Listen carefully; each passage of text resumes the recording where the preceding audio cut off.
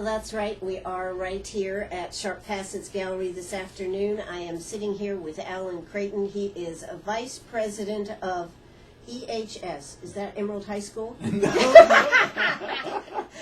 corporate compliance, actually, for FujiFilm. How you doing this afternoon, Alan? I'm doing fine. Thanks for having me. Absolutely. You might want to get just a little closer to that microphone. And so, you know, I was at the 25th anniversary celebration that y'all had down there at the museum, the art center down there. Boy, that was a fabulous collection of ideas and sushi and flowers, and wow, unbelievable the way it was put together. Well, thank you. Yeah, I thought it turned out really nice. You know, we tried to have some Japanese influence, but some American influence, and we tried to incorporate things from the past 25 years of FujiFilm, so I'm glad you liked it. Well, I have never seen such beautiful sushi. And it wouldn't have been right if they hadn't had the sushi there, right? That's right, that's right. Right, and we had the Japanese flower arranging, the ikebana, so people could sort of see what that culture was like, and I thought those turned out really beautiful as well. They did, they did. And of course, that's one of the interesting facts about FujiFilm and Greenwood and the melding together of the cultures with a business. That's a pretty big undertaking, wasn't it, for Fuji? Yeah, it really has been. I think, you know, from the very beginning, our first president sort of tried to, instill that culture, or that fusion of Japanese and American. Fusion, that's a good word, yes. Cultures together. And, our current president is very big on supporting that continued fusion of the best of the Japanese culture and the best of the American culture together to make, the best products that we can make and be the best company that we can be. Well, it's interesting because Fuji actually, when they came here in 1988, they did not anticipate growing as much as they have. That's right, that's right. And when we first came here, all we knew was we were going to build one factory to make PS plates, and we were going to invest, I want to say about $80 million and employ a little over 100 people, 120 people maybe. And, that's all we knew that we were going to have here. And fast forward to today? Yeah, today we have 9 different facilities, so 8 different manufacturing facilities and a distribution center. We have about 500 acres and about 1,000 employees, and so it's a really impressive complex that we have out there now. And a growth pattern that anybody would be happy with to have today. Yeah, that's right. For about the first 15 years, we were constructing something all the time. Then, the technology changed, and film, virtually went away, and things have slowed down. But now we've kind of leveled out, I guess, and we're looking at some new products and things that we can bring to the area, bring into our, where we can use some of our existing know-how and technology to make new products. And are you still doing the throwaway cameras? Right, we still make quick snap cameras, but we don't like to call them throwaway because we recycle them. That's right, yeah. And do you still work with the Burton Center? We still work with the Burton Center. They do a fabulous job, almost really since the beginning of that plant. The Burton Center has helped us sort those cameras and recycle those cameras, so that 98% of the camera is recycled. That's a fabulous.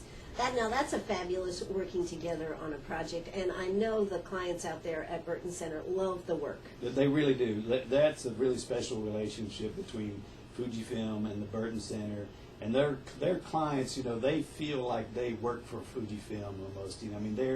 They're so proud of the work that they do. If I can digress a second, back was about 2 years ago when they had the terrible earthquake and tsunami in Japan. Right.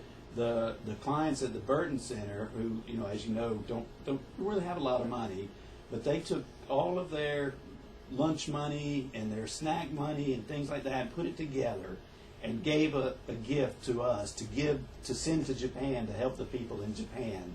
I mean, it was really a touching sacrifice on their part. But that's kind of how closely they feel connected to FujiFilm in Japan. That is terrific. Now, just out of curiosity, did that same overflow to other people working out there at Fuji? Yeah, so we actually we matched that contribution, and then we had other people match the contribution. So actually, it got maybe quadruple by the time we. So they got the ball rolling. Is that what you're saying? They did, right? Mm-hmm. Isn't it amazing? Yeah, it is amazing how just something small like that can snowball. It really is. Yeah, it's a special group of people they have there. They are. And having toured the facility out there at Burton Center and seen with Felton Burton, the relationship, it was really special. Mm-hmm. It is. So you all work together with them out there, but you've changed now. What exactly does FujiFilm out there do today? So we still make the quick snap cameras. We still make the original product, which we started making, which was PS plates, which are printing plates for the graphic arts industry. So if you're going to print newspapers or magazines or greeting cards or things like that, we make those printing plates, although they have evolved from the original analog version to the digital version that we have today. We make color photographic paper. We make inkjet paper. We make, and we also have a facility that does photo processing and photo gifts.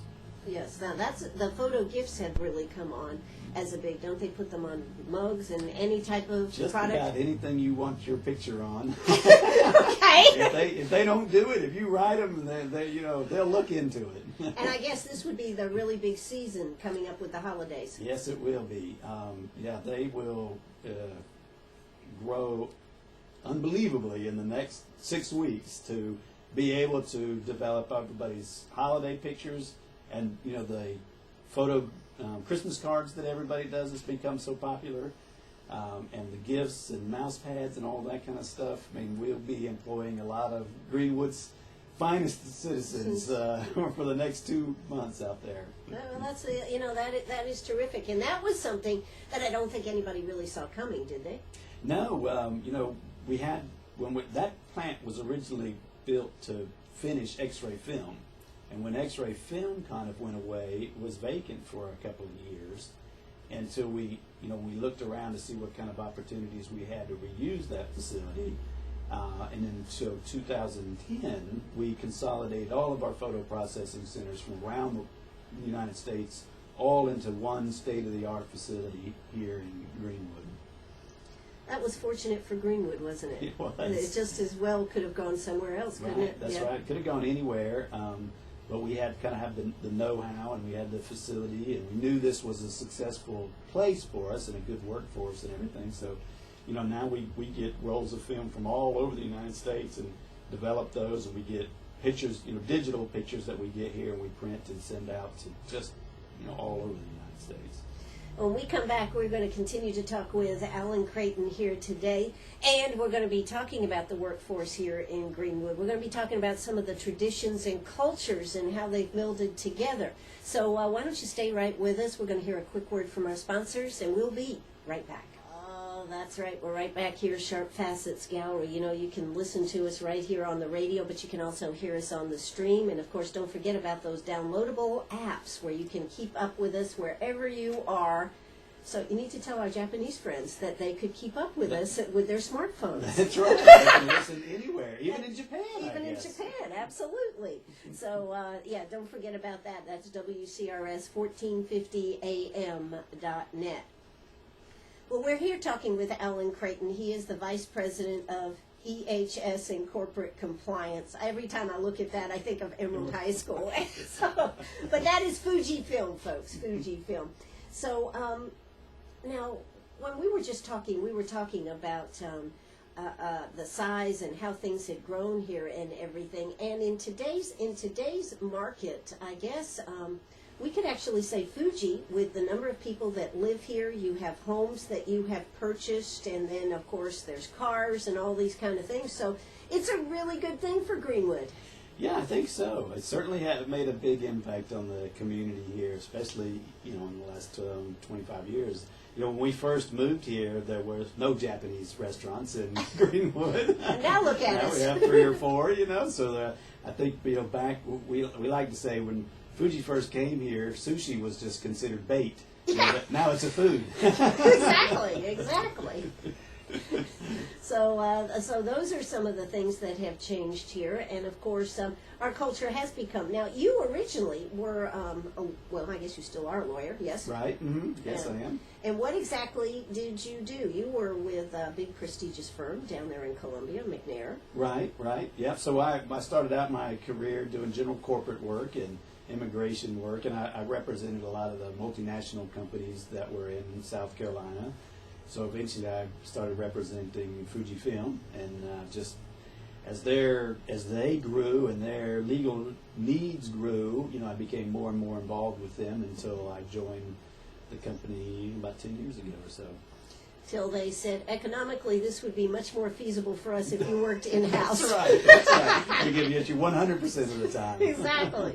But I'll bet, Alan, how do you, there are customs and there are things that are so much different in the foreign world Mm-hmm. than what we have here in South Carolina.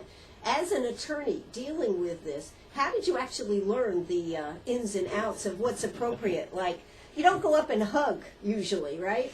Yeah, that's true. Yeah, I mean, there are certainly different protocols and things that people, associated with different cultures. Sure. But the good thing, I think, about the Japanese culture and the southern U.S. culture is that they're usually both very polite, very friendly, and so they don't want to offend. So you want to be polite, and so I think they really get along quite well, as opposed to maybe if they'd gone to some other parts of the United States where maybe the culture's a little more abrupt. Right. That people maybe speak Like their New York mind. City. Right, exactly. I wasn't going to say it. But that's what you were thinking. That's Okay, right, I will.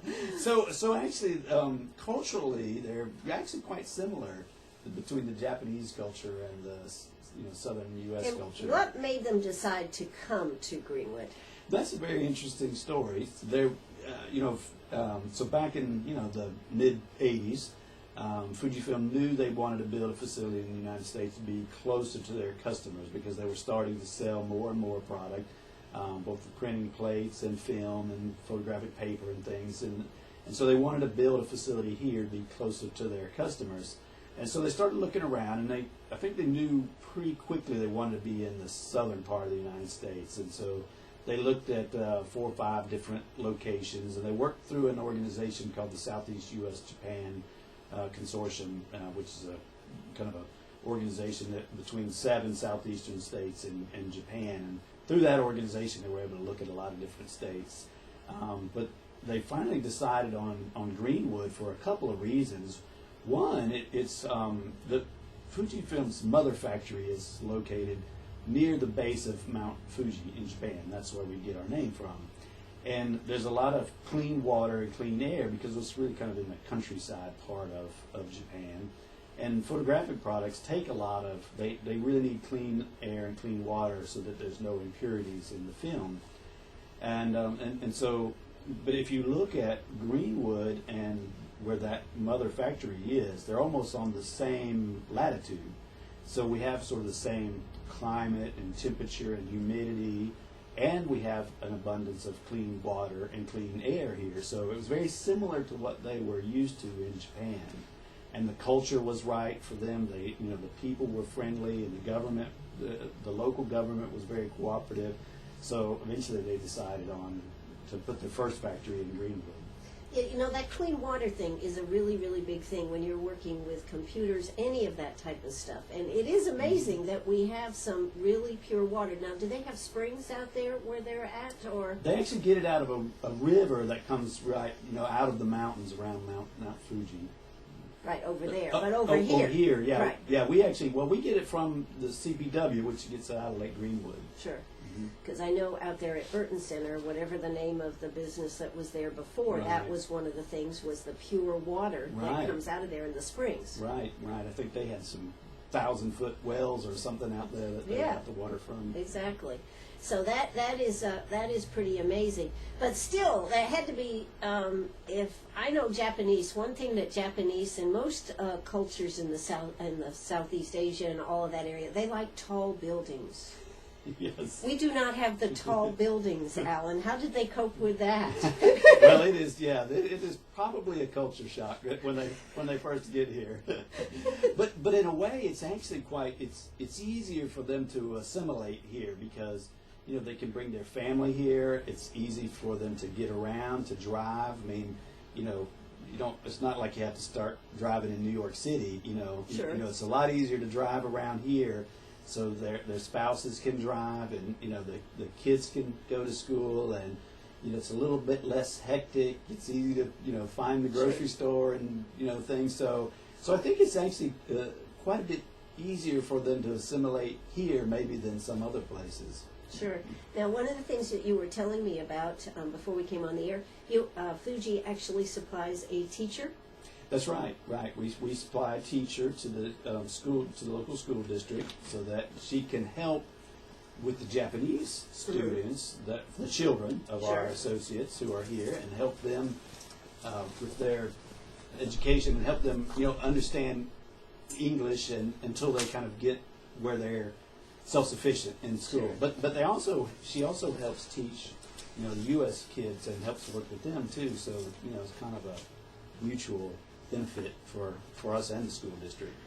Does she teach Japanese to our South Carolina students too? I believe she does do some of that. Yes. Yeah, that's pretty neat. And the culture, the things that they do are so neat. One of the things that I know about Japanese culture is that normally they start off with some calisthenics or something, don't they? In Japan, that is very common, right? To start the day with some calisthenics. How'd that work for you here in Greenwood, Alan? Well, I don't know if they tried that before I got here, but it must not have caught on because that's one thing we actually don't do. But we actually, we have so many shifts. We run 24/7. And between all the different shift work and stuff, I'm not sure when they would even do it, but that must have been something they passed on. Yeah. Well, I was telling you, we have been famous because we've done shows all over, not only the United States, but overseas. But one of the things that we always did was the money cheer. Mm-hmm. And we would do it in our booth. And before long, we heard Japanese, Chinese, because it was international people, and they were doing the money cheer too. So you'd hear, give me M, give me O. So I know they like that, and they also are very big into believing about working as a team, working as one, harmony, you were telling me. Yes. Right, yeah, right. Yeah, that's a very important part of the Japanese culture is to for everybody to work together in harmony, pulling in the same direction. And so I think that's something that we've learned a little bit from them. Of course, in Japan, there's so many people in such a small country that you just have to work together, and you just have to develop mechanisms to avoid conflict. So I think they're very good at that, and I think that's something that's sort of rubbed off on our culture at FujiFilm in Greenwood. Absolutely. Well, we are right here at Sharp Facets Gallery. We are talking with Alan Creighton. Hey, if you've got a question about Fuji, we'll see if we can get an attorney to answer the question right here on the air with us this afternoon. All you got to do is give us a call, 229-7984. That's 229-7984.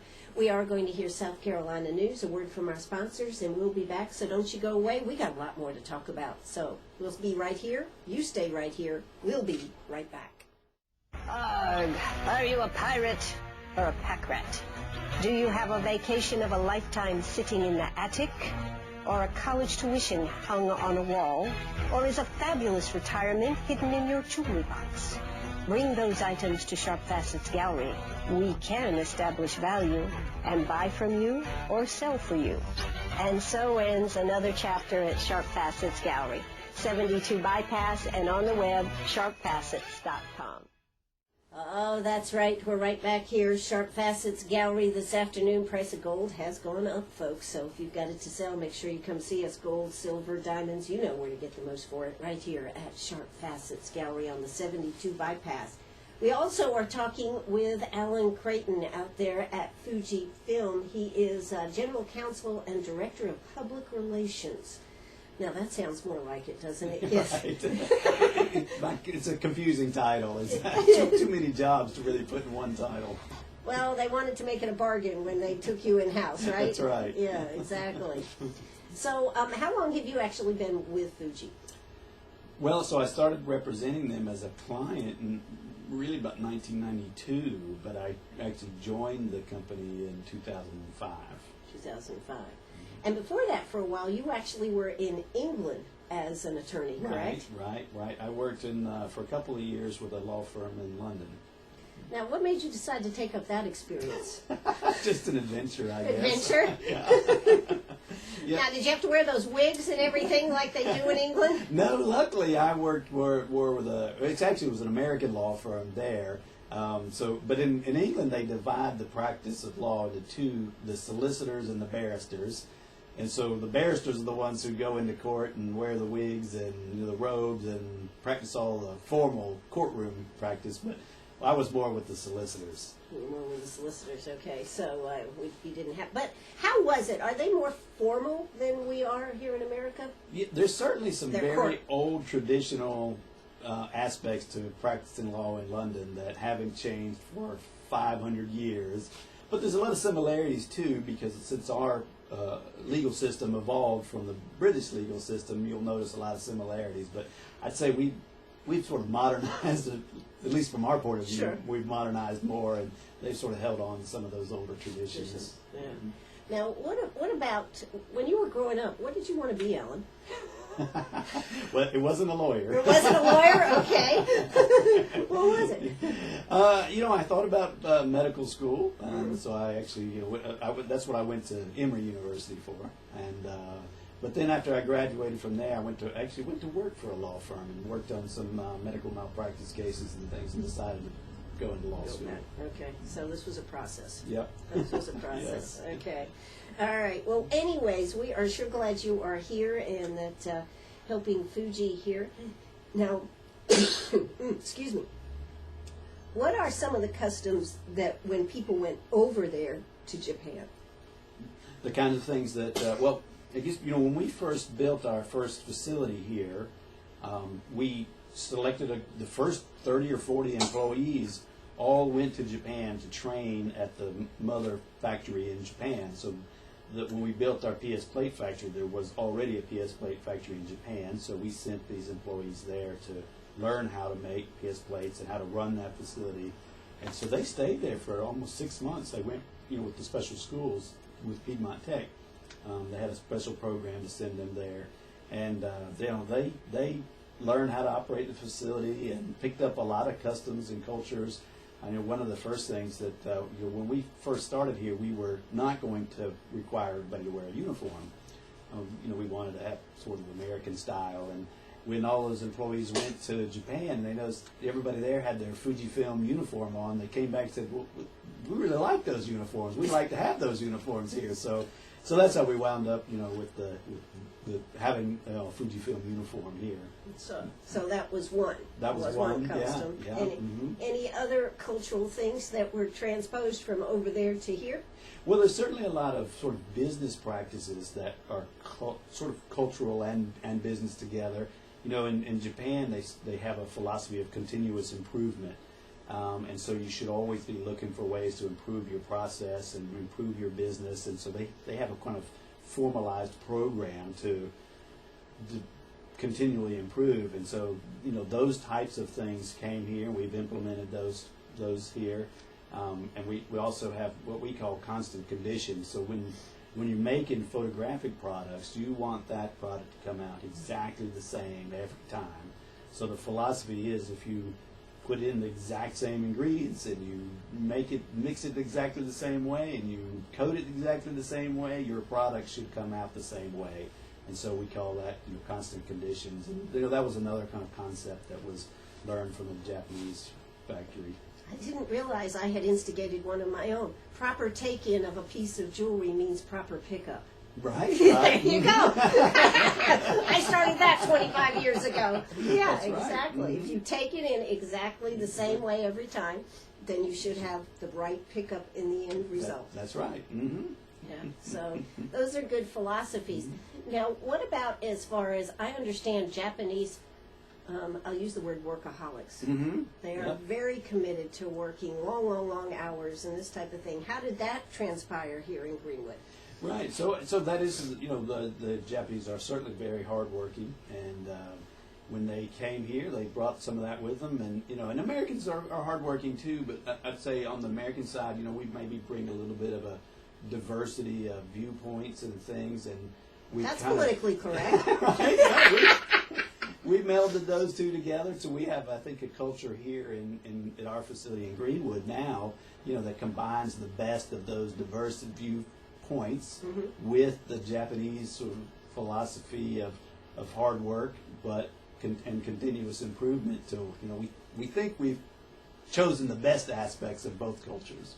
Now, I'm curious, when you have somebody here from Japan, and of course I'm sure they are constantly over there in Japan looking at the numbers and everything, what do they think of the Greenwood area plan? Oh, most of them love it. When they come here, a lot of them will come here and spend 5 to 8 years here, and sometimes they'll raise their families here and their kids here, so they view this as their second home. It's certainly a different experience for them than what they had in Japan, but in a way it's easier for them, like I said before, to assimilate here because it's easy to find your way around. People are friendly, when you find a grocery store and things like that, traffic's not bad, so I think they really enjoy their experience here.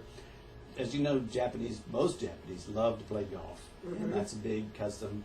And it's very expensive and time-consuming to play golf in Japan. Exactly. But there's there's a world of golf courses right here around, right here in Greenwood. There's just a lot of different places that they can play. And it's a lot less expensive for them to play. So they really enjoy improving their golf game while they're here in Greenwood. Absolutely. Well, let's hear a quick word from our sponsors. When we're going to come back, we're going to be talking about John Wayne and other fun parts of Fuji when we come back. So don't you go away. Hey, if you got a question for Alan, now's your time to ask it. 229-7984. That's 229-7984. Oh, that's right. We're right back here, Sharp Facets Gallery. We are talking with Alan Creighton of FujiFilm. He is the General Counsel and Director of Public Relations for Fuji Photo Film right here in Greenwood. So I wanted to talk a little bit about your president here now. I knew the Watanabes very well. And, I have seen this gentleman walking around Gatewood with this big dog. And I've tried to figure out what the dog was. It looks kind of like a St. Bernard, but it's not. But it is a beautiful dog, and whenever I see him out, particularly on the weekends, he's always walking and waving.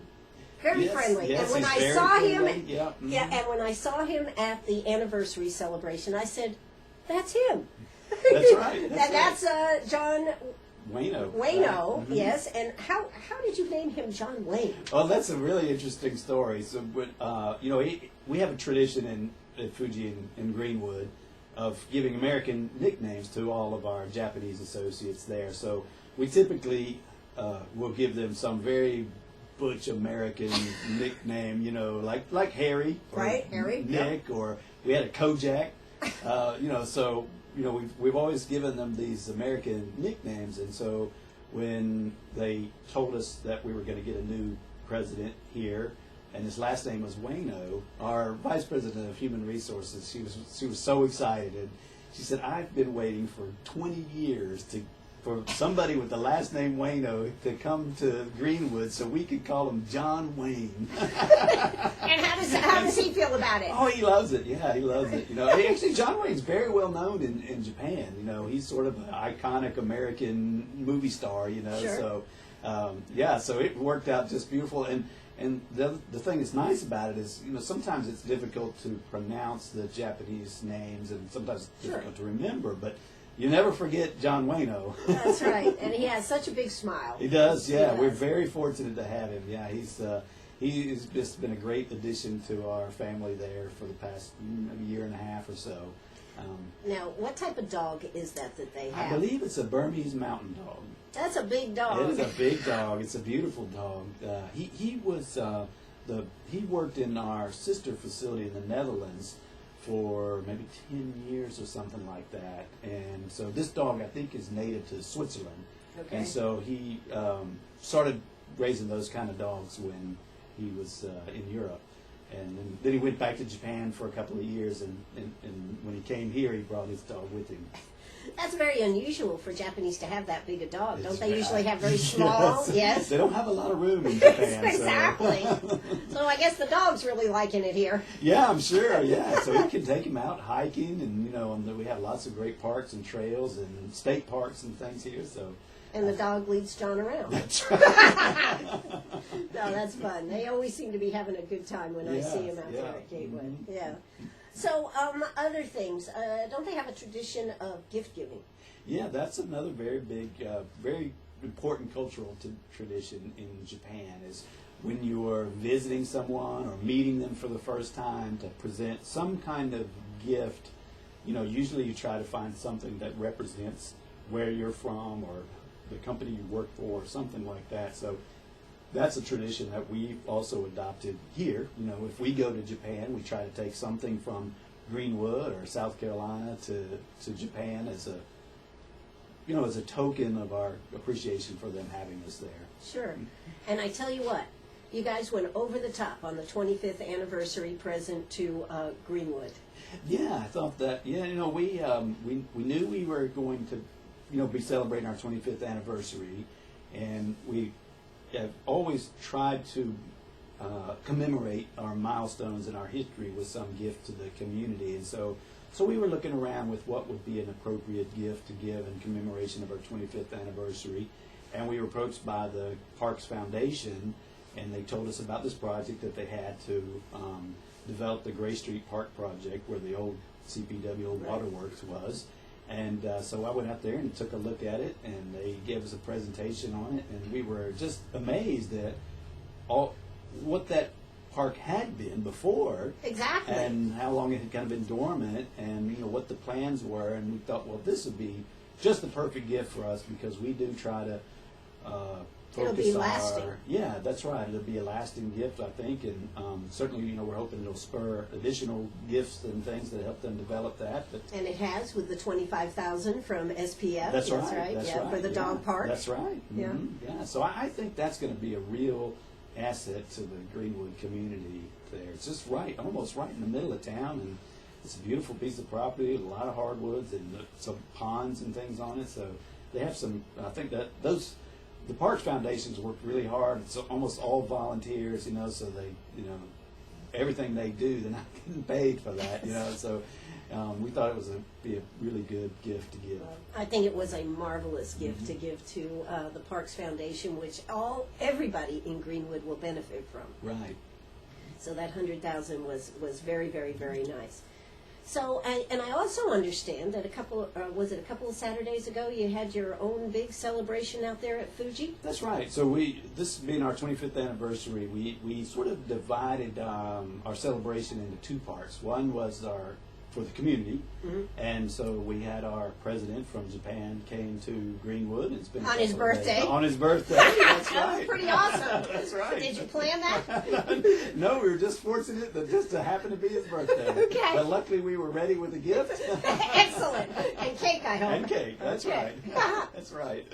Right. So we had and so the governor came, and a lot of our local elected officials and community And people leaders. from the past. That's right. And people who've from been the- involved in the last 25 years of FujiFilm came, and so we had a great dinner with sushi and some of our other Japanese customs there at the Arts Building. You know what I liked so much was seeing the old pictures.